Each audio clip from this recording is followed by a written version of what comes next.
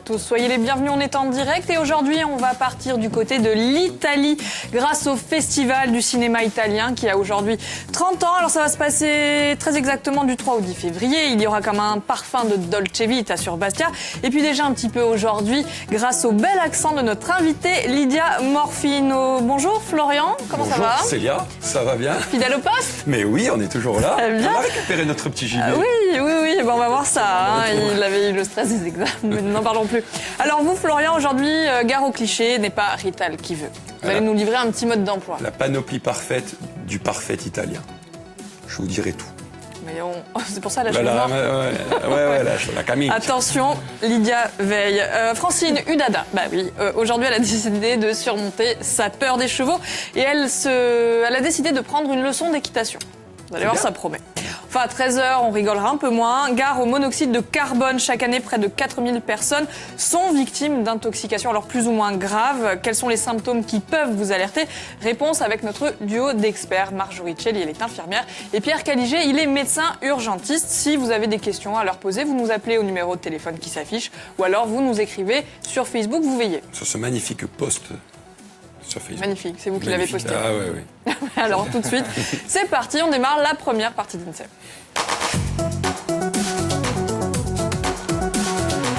Bonjour Lydia. Bonjour. Bienvenue. Bonjour à tous. On l'entend, ce bel accent italien. Donc Lydia Morfino, on en profite pour saluer les garçons qui sont revenus. Bonjour. Ils étaient partis. Ah oui, Jean-Baptiste, Non, mais tu étais parti du côté de l'université. Ah oui. L'examen, c'est bon, c'est terminé. C'est bon, c'est fini? C'est bon. Tu restes avec nous? C'est bon, je suis de retour. Bon, alors parfait. On va pouvoir parler du 30e anniversaire du Festival du cinéma italien de Bastia. Donc 30 ans déjà, j'imagine que ça va se fêter. Et oui, on essaie vraiment de fêter. Et pour fêter un festival, on fête ses festivaliers, on fête le public, on fête le cinéma. Et donc cette année, on fête en faisant une section exprès qui s'appelle « Nous les avons tant aimés ». Parce qu'en fait, 30 ans de festival, ce sont aussi des prix reçus par des films qu'on a pu faire découvrir, prix du public, prix du jury. Donc cette section qu'on a créée exprès pour ces 30 ans fait une sorte de sélection de quelques films qui ont marqué ces 30 ans de festival, comme Il Postino, Cento Passi ou encore La Finestra di Fronte, Diaz, La Bella Gente. Ce sont des films qui nous ont fait découvrir aussi des réalisateurs italiens. Donc voilà, on fête le cinéma et on fête aussi son président. Parce que René Vial, en même temps que ces 30 ans du festival, sort aussi un livre qui lui est consacré. Je sais que vous en parlerez. Oui, et on aura le privilège de recevoir l'auteur du livre. Mais alors, chut, on ne dit rien. On ne dit rien. L'exclusivité sur le plateau. Oui, sinon c'est vrai que cette 30e édition se prépare. On essaie d'innover, mais en même temps, on essaie aussi de maintenir la qualité, que je pense doit être présente aussi. Donc une sélection qui veut être éclectique, parce que le cinéma italien, c'est vrai, on attend souvent, les gens espèrent tout le temps de trouver les bonnes comédies, on les aura, on en aura pas mal, si sont déjà dans la compétition, plus que quelqu'un d'autre. Mais aussi on a d'autres genres, parce que les cinéastes italiens sont sensibles à plusieurs sujets. Donc nous avons des drames, des films historiques, la mafia. Donc on a tous les bons ingrédients. Je pense souvent à la cuisine, mais voilà, un bon festival, c'est comme un bon petit plat avec des ingrédients sagement dosés pour faire à la fin un très bon moment convivial. Et vous nous avez mis l'eau à la bouche, on est tous en appétit. Donc c'est beaucoup de films très pointus, les films que le public a appréciés, mais en même temps ça reste un événement très populaire. L'an passé, 18 500 spectateurs, vous en attendez combien cette année? Je pense qu'on plafonne un peu là, on reste 1000. Donc non, mais c'est vrai que c'est une manifestation qui est attendue. Les gens sont là, les festivaliers sont là, il y en a qui arrivent à regarder. Si nous on propose 26 films, on en a, ils arrivent à voir 26 films. Je ne sais pas comment ils font. Ils mangent au cinéma, ils rêvent au cinéma du matin au soir. Eh oui, ils aiment l'Italie, mais parce qu'en fait, on pleure et on rit. Je pense au même moment. On a ça en communion, je pense, les Corses et les Italiens. Nous avons nos particularités, nos différences, mais nous avons des sensibilités communes. Et je pense que le cinéma, ça véhicule ça. La langue aussi, qui se ressemble sensiblement. La langue, c'est vrai que nous, on tient quand même à proposer des films sous-titrés. Mais horreur de montrer un film en version française. Ah oui. De toute façon, ça n'est pas prévu. Alors Lydia, on vous a demandé de faire votre propre sélection, histoire d'avoir un avant-goût, aller du festival en plateau. Le premier film que vous avez choisi, ça s'appelle Moglie e marito. Pourquoi celui-là? Mais c'est parce que c'est déjà une très bonne comédie. Et donc, je pense que là, les gens vont bien rigoler. C'est un jeune réalisateur, Simone Godano, qui sera présent à Bastia pour nous parler de son film, qui en plus est joué par des comédiens extraordinaires, comme Pier Francesco Favino, nous avons l'habitude de le voir dans des rôles très durs, très sombres. Et là, il nous fera rigoler. Je pense que vous nous donnerez raison. Ah bon, on regarde la bande-annonce pour se faire une idée. A 45 anni non ha ancora capito cosa vuole fare da grande. O il medico, lo scienziato pazzo. Se noi colleghiamo due cervelli umani, il nostro macchinario leggerà il pensiero. Puoi venire un attimo? Voglio solo vedere se funziona una cosa.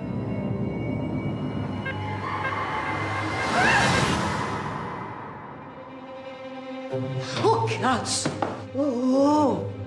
Sei Andrea, sì. Sophie, non so come sia successo. Dovrebbe solo trasmettere i pensieri.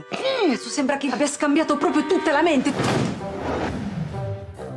Oh, cazzo, c'ho la figa. Tu noti qualcosa di diverso in me? Diamo il nostro buongiorno oggi a Sofia Valente. Mamma mia, che cosa sei? Molto elegante, complimenti. Ça promet. Alors celui-ci, ce film sera en compétition. Oui. Dans la compétition, on a 12 films. 6 sont déjà des comédies et 6, c'est d'autres genres, des drames, des films historiques, des films de société. Et après, nous retrouvons aussi dans les autres sections encore des moments de comédie, mais aussi d'autres genres. Parce que c'est vrai que notre force, c'est vraiment l'éclectisme. Oui. On essaie d'ouvrir une fenêtre sur le cinéma italien d'aujourd'hui et ce que nous propose. Et ce que nous propose, c'est très varié et très riche. Alors qui est-ce qui va les départager? Et dans les différentes sections, nous avons notre programmateur Jean-Baptiste Croce. Et moi-même, je participe aussi avec ma modestie. Et après, nous avons le président René Vial. C'est vrai qu'en général, la sélection, nous la faisons sur la base du prévisionnage. Donc, nous nous déplaçons dans des festivals, Cannes avant tout, mais après aussi Annecy, Villerupt, qui sont d'autres 2 festivals italiens historiques en France. Nous accueillons aussi les conseils des distributeurs et des producteurs. Et la plupart des films, nous les prenons en Italie. Ce fait nous demande un travail un peu en amont, un peu long.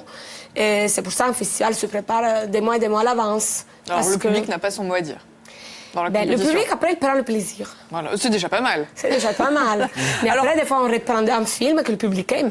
Rapidement, un autre coup de cœur, Tutto quello che vuoi. Lui aussi, il est en compétition, mais c'est dans un autre registre. C'est un autre registre. C'est vraiment peut-être un des films qui toucheront le plus le public. Je pense, si on commence à connaître un peu le public bastien, parce que c'est un film extraordinaire. Et pour moi, c'est parfait, ce film. Je pèse mes mots. Le réalisateur, Francesco Bruni, c'est aussi un grand scénariste. Donc, en fait, ce film a un scénario qui est complètement abouti. La réalisation est faite avec toujours beaucoup de délicatesse parce que le réalisateur même, il est très délicat, très fin, très intelligent. Il est déjà venu à Bastia présenter un autre film, Noi Quattro. Les Bastiens l'avaient déjà aimé avec un autre film, Scialla. Et là, il nous parle d'un film qui s'inspire à l'histoire de son propre père, qui a eu une maladie, la maladie d'Alzheimer, un vieux monsieur très désangué, qui trouve la compagnie d'un jeune d'un quartier populaire de Rome, Trastevere. Donc nous avons 2 mondes qui s'interchoquent en fait, mais que finalement ils se complètent, ils se nourrissent l'un de l'autre.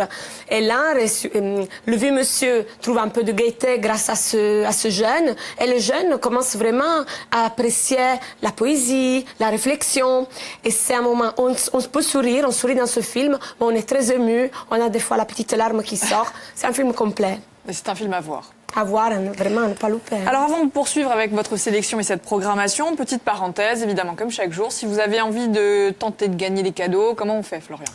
On appelle le 0800 3 x 0 900 pour tenter d'être sélectionné et remporter cette magnifique enceinte Bluetooth Star Wars, par exemple, qu'on a remis en jeu parce qu'elle n'a pas été gagnée hier, d'ailleurs.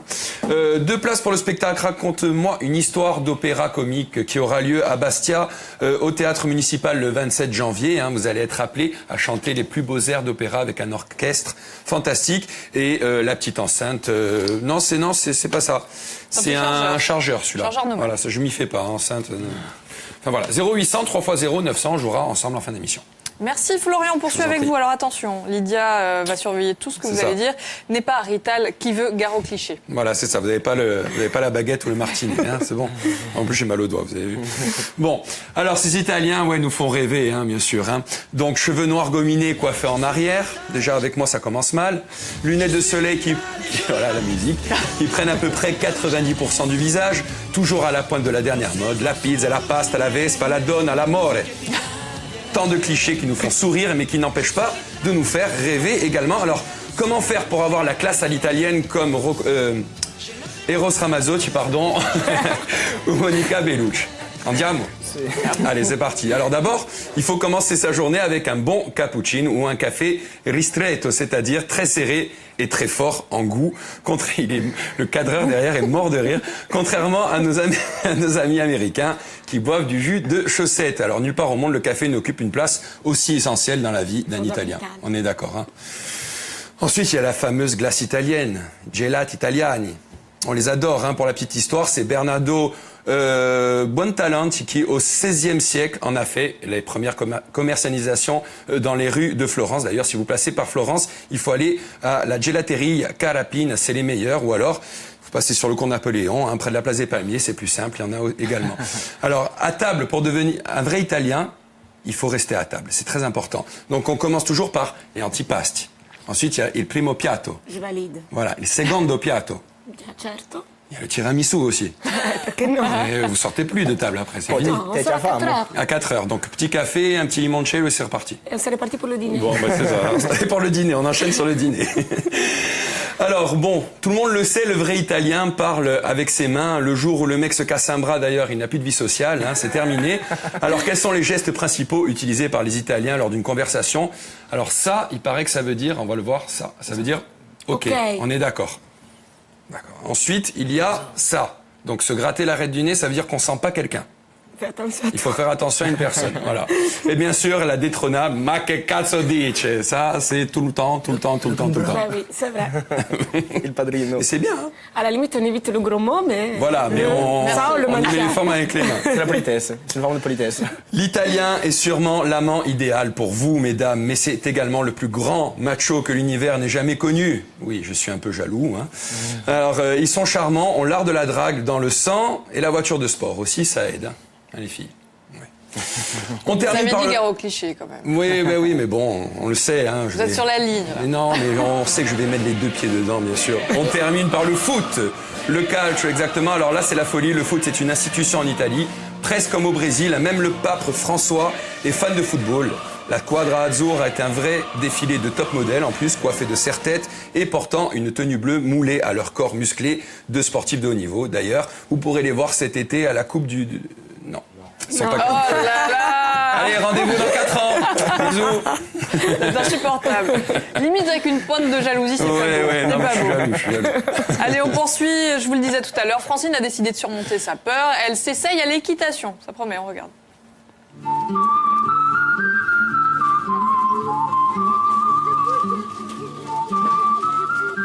Bonjour à tous, aujourd'hui j'ai décidé de dépasser ma peur au ranch Arbo Valley où 64 chevaux vivent en liberté.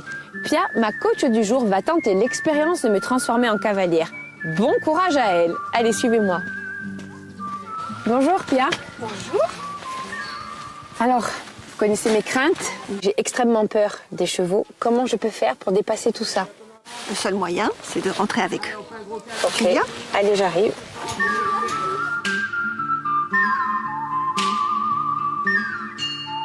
Pia, ça y est, nous sommes en plein milieu d'un grand champ avec je ne sais combien de chevaux autour de nous.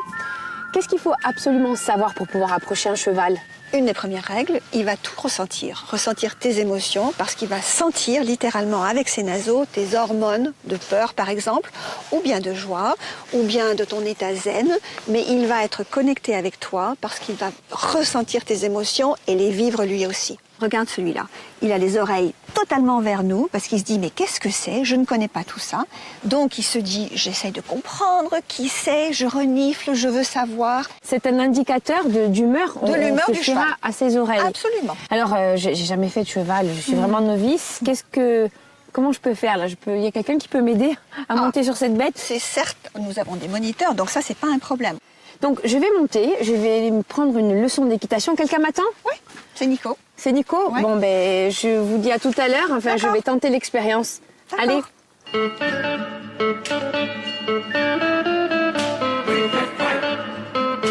Tu vas mettre ton pied gauche dans l'étrier. Ok. Voilà. Et là je monte. Et tu te hisses. Oh. Allez, encore un petit effort. Super. Bon, première étape passée. Ça va? Ouais, je suis assez fière de moi. Tu peux tenir les rênes. Ok. Tu te sens bien sur cette jambe? Ça va, ça peut aller. Parfait. En fait, se sentir bien, c'est quoi? C'est d'être bien en appui, c'est ça? Se sentir comme dans un fauteuil, comme dans un canapé. Ok. Voilà, être à l'aise. Et je sais pas si je suis vraiment dans un canapé, mais... Alors, Pierre me disait tout à l'heure que le cheval ressentait toutes les hormones de la peur, tout ça. Est-ce que tu penses qu'il est en train de sentir ma peur, là? Est-ce qu'il peut avoir une réaction? Effectivement, un cheval, c'est comme une éponge. Il ressent, il te scanne et il sait tout de suite ce que tu ressens, on peut rien leur cacher. Mais il y a des chevaux plus sensibles que d'autres. Hasta Luego, c'est vraiment un cheval qui a l'habitude de genre de personnes comme toi, on va dire. Donc il sait prendre sur lui, il connaît son travail. Voilà. Okay. On les a éduqués pour ça. Je souffle. Ok. Tu te sens pareil sur les deux jambes? Pareil. Parfait.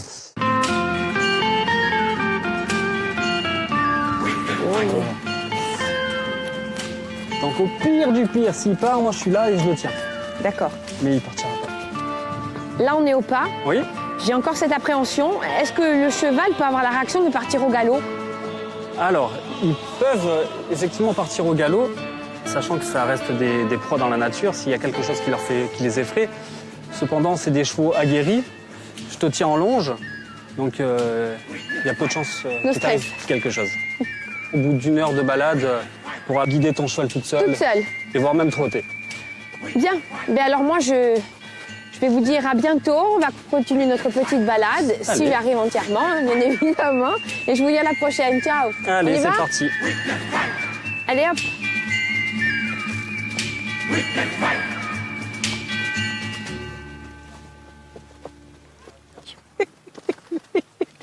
Et voilà. Il y a quoi là-dedans? Au cas où il y aurait quelque chose d'intéressant à manger. Spirit, tu vas pas quand même tu vas pas défaire le sac en entier. Il n'y a pas de carottes là-dedans. Ce sont toujours des beaux moments en tournage. Là, je vous l'avais dit, ça valait le détour. Allez, David, un'aria di libertà, Sofia Nanta, cronaca di Giovanni Battista.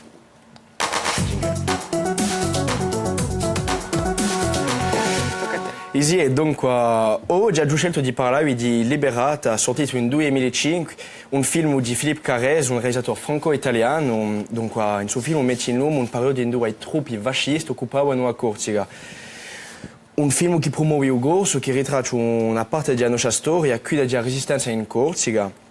Parla di guerra tra i soldati italiani e i resistenti corsi che poco a poco si trasforma in amicizia. Et aller, il y a d'amicizia da fare tra i due campi, pas via di lingua, comme j'ai dit avant, voilà, le corse italien, comme il y a beaucoup de ressemblances. Ma di no, il fatto di campare insieme tutti i giorni e da imparare a conoscere all'altro cada adonisce a questi due campi. Bon, pour illustrer tout ça, je vous propose de regarder un extrait de ce film. Credere, obbedire, combattere, viva l'Italia!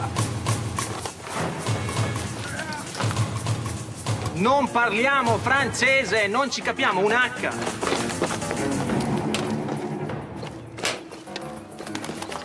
Oh, regarde, eux c'est mouton, Mouflon c'est ici, Tepenoy, Chidok. E hanno parlato di un amore, se capi.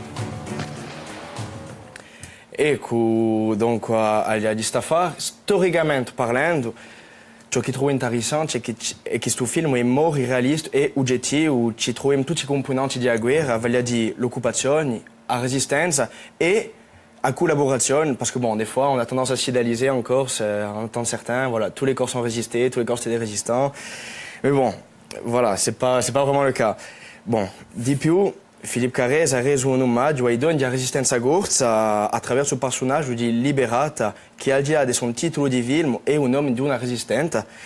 Et sta donna, d'altronde, c'est la lia d'amour con un di resistenti. Bon, voilà, donc il y a même une histoire d'amour pour les plus sentimentaux. E pas qui di con hanno mica visto, come va giudizio, questo film faccia lei tra storia e cultura, vi consiglio di andare a vederlo, è veramente da fiduciare. Merci beaucoup Jean-Baptiste. Donc Libérate. Libérate. Alors revenons-en. Merci. Revenons-en au Festival du cinéma italien, donc à Bastia. On l'a vu, vous avez commencé votre petite sélection rien que pour nous, mais ce qu'on peut déjà dire aux futurs spectateurs, c'est qu'il y aura des exclusivités parmi les films projetés. Oui, nous avons des avant-premières absolues. C'est vrai que, comme je disais tout à l'heure, il y a des films qui viennent directement d'Italie et qu'on n'aurait pas la possibilité de voir en France si c'est pas grâce au festival, en fait. Et donc, nous, c'est vrai que peut-être plus, la 70% de notre sélection est constituée par des films qui sortiront peut-être jamais en France ou peut-être après être vu à Bastia, un distributeur l'achète et va le dire pourquoi pas. Mais par exemple, j'aimerais bien signaler un film d'animation qui s'appelle Ciao Napoleone. Et le réalisateur Fabio Di Ranno, c'est un réalisateur qui est un très bon auteur de manga, travaille beaucoup avec le Japon. Et il a fait ce film sur la période de Napoléon à l'île d'Elbe, où il rencontre des enfants avec qui il se lie d'amitié. Et il évoque avec eux son enfance en Corse. Donc, nous avons dans le dessin animé des scènes de Corse. Donc, le réalisateur était tellement heureux de nous le proposer qu'il nous a lui-même fait les sous-titres. Ah oui. Et oui, donc nous, on l'accueille comme un grand seigneur. Donc, il sera parmi nos invités d'honneur parce qu'en plus, il rencontrera le public. On essaie, je pense qu'il y aura un grand public, pas simplement les scolaires. On peut le proposer même à un public d'adultes, même les adultes aiment les dessins animés. Et donc, là, par exemple, c'est une avant-première absolue. Le film est passé uniquement une seule fois à l'île d'Elbe, même pas en Italie. Donc, Bastia avant l'Italie, c'est quand même quelque chose. Et il faut remercier ce réalisateur. Ben oui, il faut le remercier. On le fait venir avec sa femme, sa fille, tout le monde. Même son chien, ce chat. Voilà. D'accord. On a même les mangas sur la Corse maintenant. Super. Ben oui. C'est un sujet qui inspire. Donc lui, il a dit qu'il ne pouvait pas envisager un lieu meilleur pour montrer son film. Donc Lydia, on a bien compris des films aussi pour les enfants. Oui. Petits et les grands, et donc sous-titrés, bien évidemment. Et vous avez fait un gros travail, justement, pour qu'on puisse projeter ces films. C'est ça, parce que c'est vrai que les professeurs, de plus en plus, ils utilisent l'outil audiovisuel dans le cadre de leur programme, de leur projet pédagogique. Nous avons une forte relation avec les enseignants d'italien, en l'occurrence, mais même dans les autres manifestations que nous organisons, avec les professeurs d'anglais ou d'espagnol. Donc, nous avons une forte participation scolaire de tous les niveaux, du primaire au même l'université. Donc, bien évidemment, nous devons proposer des films en version originale. Les sous-titres, bien sûr, servent d'appui. Mais l'important, c'est aussi la musicalité de la langue. Même si on n'arrive pas à capter tout, mais quand même, on rentre dans la musique, dans le rythme de la langue. Et ça, c'est très important. Le cinéma sert beaucoup. Il y a une histoire, bien sûr, mais la langue, c'est quand même très important. Donc, ça permet de sensibiliser aussi les jeunes au cinéma étranger, en l'occurrence. Bien sûr, faire une éducation à l'audiovisuel. Lydia, je vais vous demander juste une petite pause. On va prendre le temps de jouer avec Marie de Follet avant de finir par votre film préféré, si j'ai bien compris. D'accord.